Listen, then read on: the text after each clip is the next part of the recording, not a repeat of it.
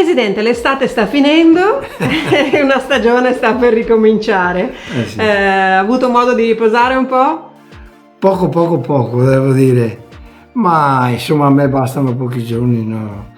Io vado nel mio rifugio che è a Caorle, Santa Margherita di Caorle, Porto Santa Margherita, mi bastano pochi giorni, anche se poi è successo che come al solito sono venuti a trovarmi il segretario, il delegato di Venezia, il vicepresidente, ho incontrato l'assessore di Caorle per il beach soccer, abbiamo incontrato degli amici, nel senso sempre del calcio. Abbiamo incontrato Edoardo, quel ragazzo che ha avuto un problema e che ha dovuto smettere di giocare, e proprio nel giorno del suo compleanno gli abbiamo portato un regalo perché era al mare vicino a noi, insomma vicino a me, e quindi quello.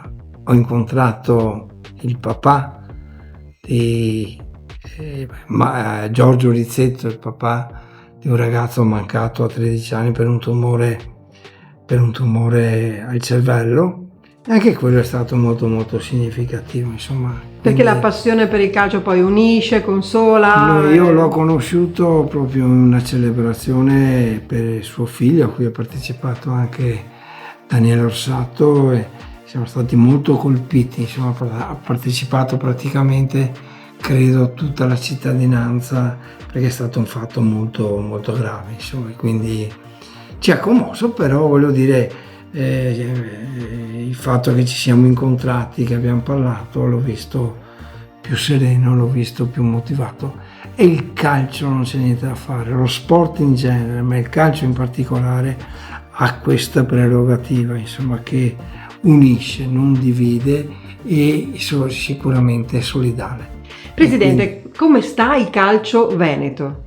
Il calcio veneto sta abbastanza bene, abbiamo terminato le iscrizioni, e se dalla eccellenza alla seconda categoria, ovviamente noi abbiamo i format già prestabiliti, 32, 64, 128 e 256, che ovviamente abbiamo coperto soprattutto con qualche ripescaggio in seconda categoria. Abbiamo riscontrato che le iscrizioni della terza categoria sono aumentate rispetto all'anno scorso di poco, di 5 unità, così come sono aumentati gli juniores provinciali, di poche unità, ma anche gli juniores provinciali sono aumentati. Ed è, quando aumenta la terza categoria, è un bel segnale, perché ci rassicura per questi ripescaggi e quindi ci permette di non ridurre i gironi delle altre categorie, in particolare quello di seconda categoria. Ecco, a proposito di calendari, gironi, come siamo messi? I gironi sono stati tutti pubblicati.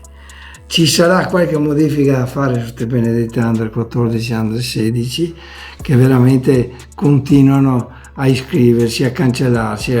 Noi abbiamo fatto un invito anche con il comitato di piantarlo con queste richieste, perché non ci permettono di fare i calendari, e i calendari bene o male devono uscire in tempo, perché se abbiamo fatto se faremo qualche errore dobbiamo avere la possibilità di cambiarli. Però ce la facciamo, visto anche che cominciamo una settimana più tardi, e quindi sicuramente siamo in linea. Noi mercoledì avremo consiglio direttivo per delineare i gironi di terza categoria degli juniores provinciali, e in quell'occasione, per prima di iniziare, ricorderemo un nostro carissimo amico che è mancato, e che è Livio Birti, una persona che definire gentile è poco, una persona che definire amico è poco. Al saluto di Livio è stato bello, perché credo ci fossero in chiesa tutte le società di Bassano del Grappa, a testimonianza dell'amore che lui ha dato alle società, ma è stato ricambiato. Ecco, questo è un segnale molto importante. Noi abbiamo voluto tantissimo bene a Livio, e lo prendevamo anche un po' in giro, perché lui avrebbe voluto portare a casa tutte le società più possibili, le società limitrofe a Bassano, e noi dovevamo lottare ogni volta a dire Livio, ma non puoi prendere tutto, dai. Però ecco, la testimonianza è che lui amava la delegazione e la società più di se stesso.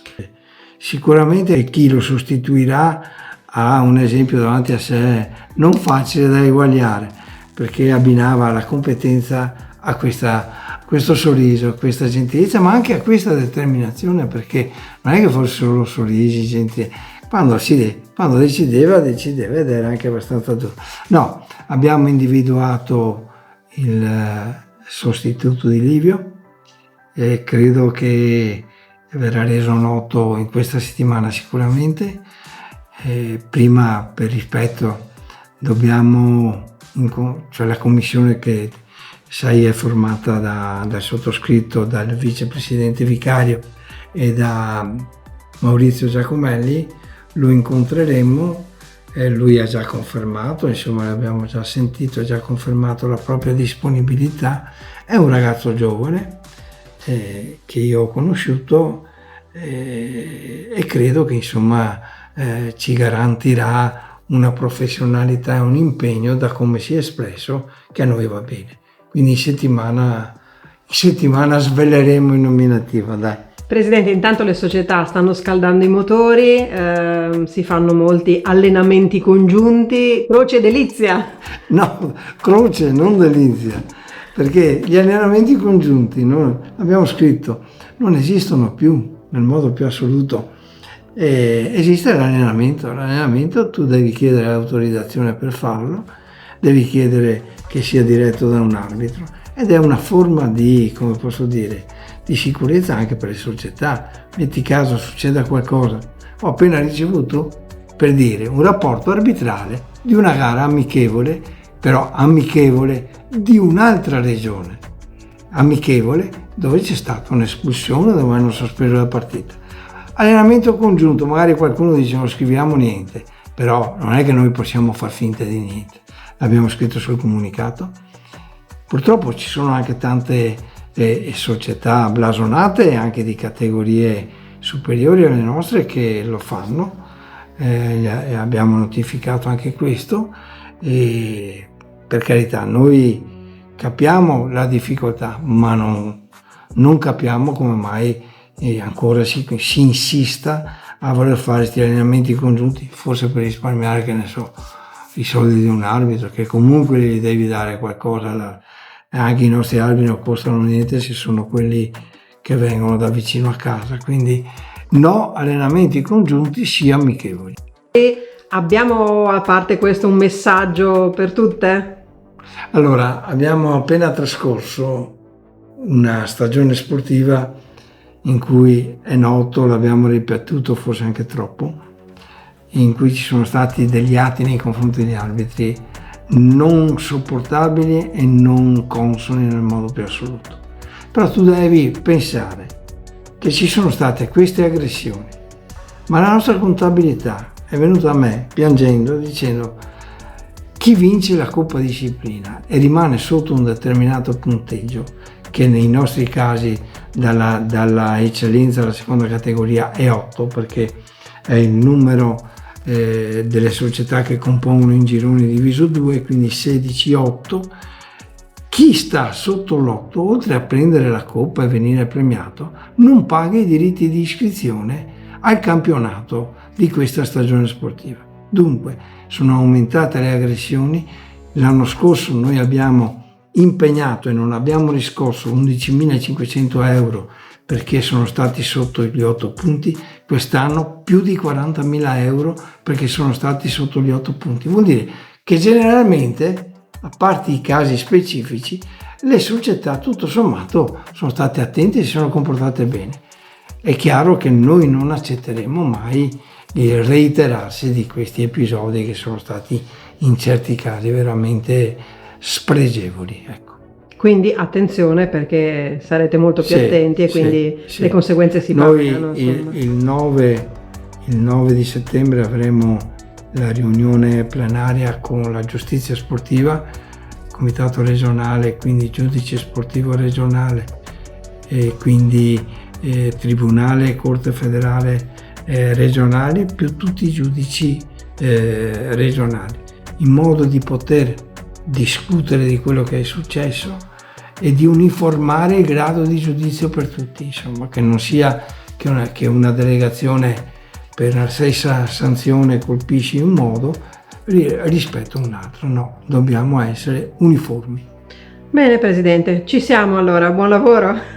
No, un buon lavoro credo un po' anche a noi, sì, perché è stato con questo Under 14, Under 16 di cui siamo orgogliosi, perché proprio per il principio, perché finalmente siamo riusciti ad avere la filiera di regionali completa, campionati completi Under 14, 15, 16, 17 e 19, che praticamente è anche l'Under 18. In questo in mezzo ci mettiamo anche l'Under 15 Elite e anche l'Under 17 Elite, perché il Veneto si è sempre distinto sotto l'aspetto tecnico rispetto ad altre società. Le società hanno vinto spessissimo i campionati nazionali. Questa istituzione dell'Under 14 e Under 16, che come principio ha quello appunto di premiare prima di tutto i ragazzi, prima ancora delle società, perché uno che vince l'Under 14 andrà in Under 15, uno che vince l'Under 15 farà l'Elite, avrà l'opzione di fare l'Elite o andare in Under 16, quindi di questo siamo molto orgogliosi. Però le società evidentemente si sono iscritte in tante, vorrebbero iscriversi altre, qualcuna si è ritirata perché hanno i paletti dell'età. Questo ci crea problemi proprio per i calendari. Ripeto, noi vogliamo uscire con i calendari. Se non sarà questa settimana, verso fine settimana, dopo il consiglio direttivo, sicuramente sarà i primissimi giorni della prossima settimana. Quindi ne abbiamo ancora 3 per poter cambiare eventuali errori. Bene, in bocca al lupo allora al comitato e a tutte le società che stanno lavorando. In bocca al lupo, e soprattutto un ringraziamento a tutti quelli che si sono iscritti. Ripeto, anzi non lo ripeto più la mia frase perché ormai si sarà staccato, ma veramente a volte mi chiedo come questi presidenti riescono ad avere ancora la voglia, con questa burocrazia imperante che abbiamo messo in atto, a fare questa attività. No, davvero vanno tutti i miei complimenti, tutti i miei più sinceri auguri a queste persone, sperando sempre che, come diciamo in continuazione, che il volontariato, che un po' è stato messo in crisi da questa legge dello sport, comunque rimanga sempre, perché il volontariato è il volano di tante attività. Grazie e auguri a tutti quelli che hanno continuato.